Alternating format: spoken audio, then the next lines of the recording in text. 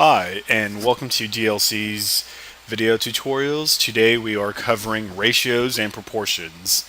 What is a ratio? A ratio is a comparison of two things. It could be anything. So if you're in a classroom and you're trying to compare boys to girls, then you could get the ratio. So the ratio of boys to girls would be 2 to 1, which means that for every one girl, there's two boys.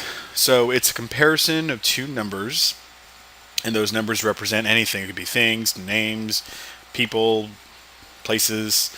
So we'll just put a comparison of two numbers. A proportion is, I would say in the English dictionary, we would say it's a relationship of the part to the whole. So the example I would give is, okay, that guy has a big head, but it's proportional to his body because the guy's 7 feet tall. Um, that's proportion. That's proportional. So that's a proportion. That's the definition of proportion in the English language dictionary. But in mathematics, we would say two ratios that are equal. So two ratios that are equal. Now, using that premise, let me just get my pen here. Okay, here we go.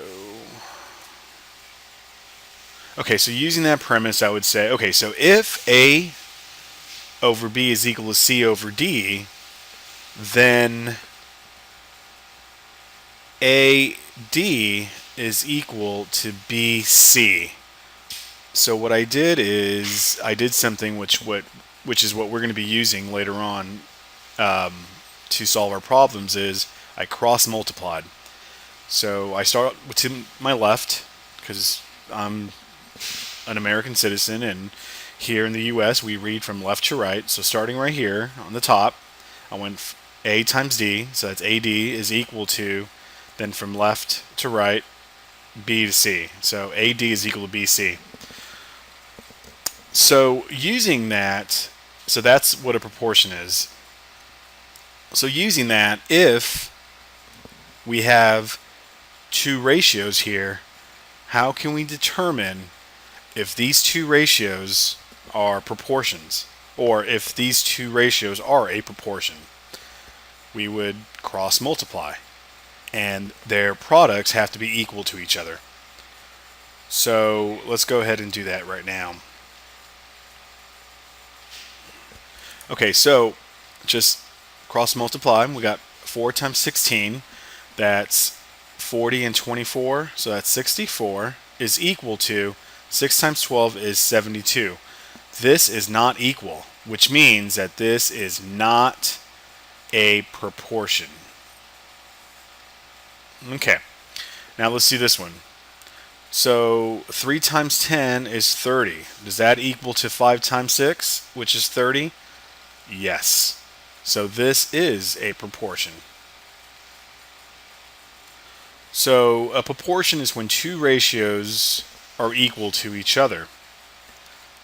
And how do you determine that? If, when you cross multiply, if those products are equal to each other.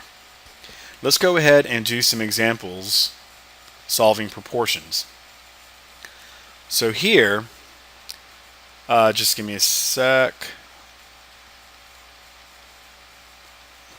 Okay. So here what we're going to do is we're going to cross multiply.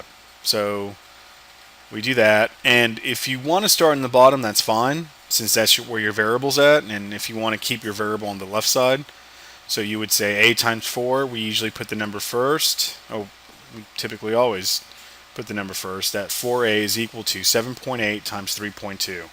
So 7.8 times 3.82 is equal to 29.796. Then we divide both sides by 4. That's just a one-step equation. 4 divided by 4 is 1A, or just A. So A is equal to 29.796 divided by 4.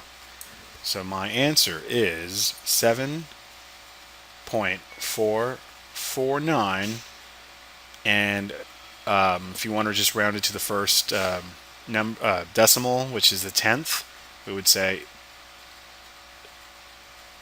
A equals 7.5. Oops, that's not right. A is equal to 7.4. Okay. So, my pen again. Okay, so A is equal to 7.4. Alright, so next one. Alright, so here we have an expression here, and then we have a variable here. So what we're going to do is we're going to use cross multiplication. We're going to develop an equation, and then from there we're going to solve for x. And we're going to use what we learned in solving equations with variables on both sides. I don't care which one you do first. It doesn't matter. Let's just start on top. So 3 times x. 3x is equal to 7 times x plus 2.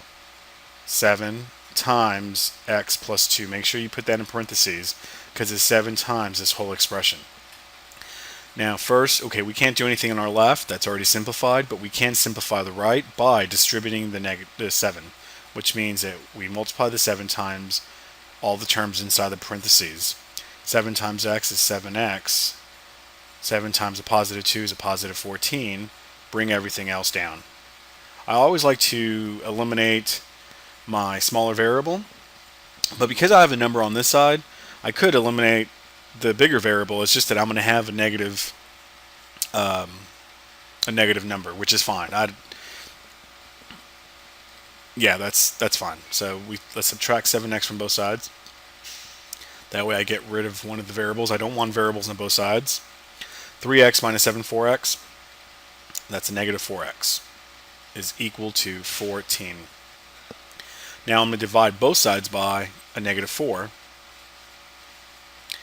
And x is equal to negative 14 over 4, but we could reduce that. So that would be negative 7 halves. All I did was I divided the top and the bottom by 2. Now, if your teacher prefers decimals, then go ahead and divide that. So you would have 7 divided by 2, which is 3.5, but that just depends on your teacher. So that's x equals negative 3.5.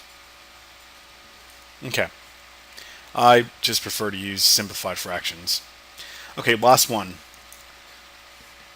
So let's start off with the top. Okay, so 3 times x plus 6, which is 3 times x plus 6, is equal to x times 5, which is 5x. Distribute. Multiply the 3 times every term inside the parentheses, so we get 3x plus 18 is equal to 5x. I'm going to eliminate the smaller variable here, which is 3x, or I could just eliminate the variable with the number so that I won't have variables on both sides. What I do to one side, I do to the other. That's gone. It cancels out. It zeroes out. Now I have 18 is equal to 5x minus 3x, which is 2x. This is going to give me a nice number here because 18 is divisible by 2. Divide both sides by 2. So x is equal to 18 divided by 2, which is 9. Final answer. Okay, well, I hope you guys learned something today. We are solving proportions, ratios and proportions. So good luck with your studies and have a good one. Bye-bye.